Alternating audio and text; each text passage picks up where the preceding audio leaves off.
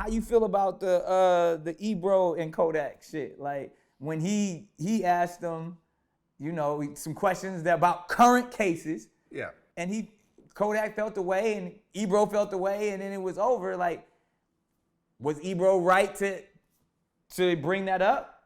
Or was Kodak right to be like, man, fuck you, I'm out of here? You know, it's one of those things, as someone who has a similar job to Ebro, yeah, I understand the overall mentality of it. Right. You wouldn't have asked that. Well, here's the thing, and this is a very important indication, right?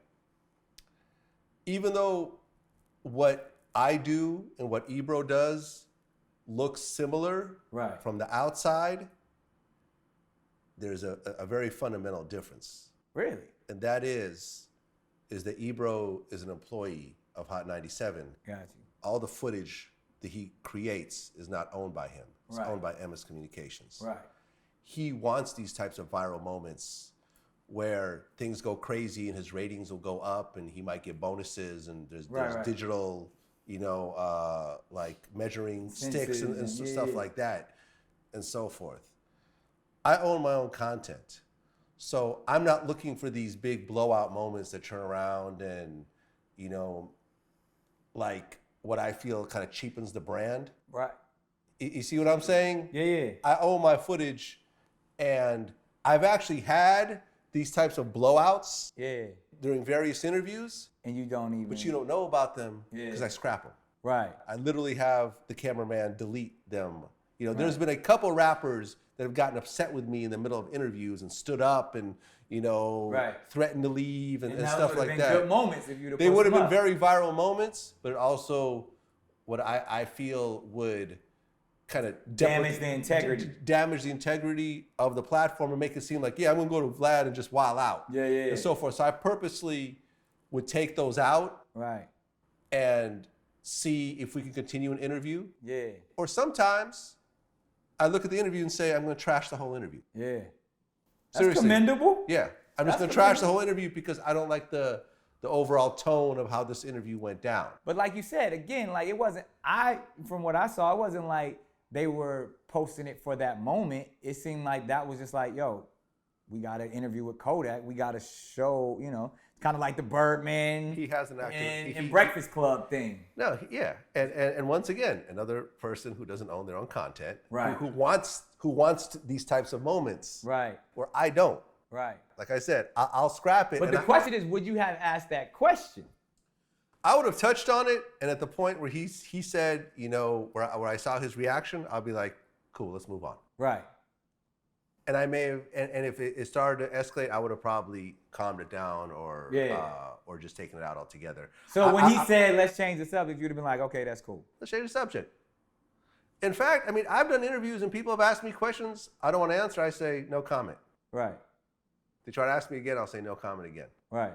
I can keep no commenting you forever. Yeah. You know what I mean? I'm just here so I don't get fined. Like, you know what I mean? Like Marshawn Lynch. That's the whole thing. Like, a person that sits down with me, like, you're not getting paid right now. Right. Like, you could be making way more money right now doing some other shit. Right. I respect the fact that you take time out of your busy schedule as a successful person with an interesting story to share your story on my platform. Absolutely. And I will always show that respect to anybody that I interview. And I feel that if that breaks down at some point by either one of us, I'll just scrap the whole interview or that part of the interview. That makes sense. That's how I feel. I would have said, cool, you don't want to talk about it? In fact, it's an open case. Boom. Yeah. You know what I'm saying? Yeah. I would have kept it moving. In fact, I get a lot of interview offers from people who have open cases that I turn down. Yeah. Just because I feel like this is going to end up being Exhibit A. Yeah. This right here. Yeah. You're going to end up slipping and saying some shit in the heat of the moment. Yeah. Clout chasing. Yeah. And this is going to get played to the fucking jury. And I'm not, you know, I'm not trying. You got to be careful though, man, because they want to make you the enemy. You know what I mean? You're the media. Yeah. You're not black. Yeah. You know what I mean? Like you have a strong opinion. Yeah. So they're always gonna want to come at you. They always gonna want to be like a lot of eyeballs. Yeah. And it's a lot of eyeballs. And it's cool to make you the enemy. That's cool. Yeah. That's cool. You're good with that. Yeah, I'm good with that. and you know something? I actually, and as a DJ, I think you're gonna relate to this. I said, shout out to all the wedding DJs out there who call me a culture vulture. Right. Motherfucker, you DJ weddings. Yeah, exactly. Shut the fuck up. That's You have no effect on the culture. yeah. I do. Yeah, all right? That's just animosity. You know, you stop the music to say, for Here Comes the Bride. Yeah, they don't know how much work you was putting in before VladTV. Nah, I was a mixtape DJ. I put in my thing. And that's the whole thing. Like, everyone has an opinion on the shit. And that's cool. With social media, everyone thinks their opinion matters when it really doesn't. But clearly yours does, because your platform is massive enough to shift culture when it needs to. I mean, you saw what happened after our first interview. Yeah. When you start walking around. Yeah, people love, hey, it's the hood. The hood was like, yo, them Vlad interviews. Like, I was like, all the other millions of things, all right, let's keep it I'm on network television, right? Right.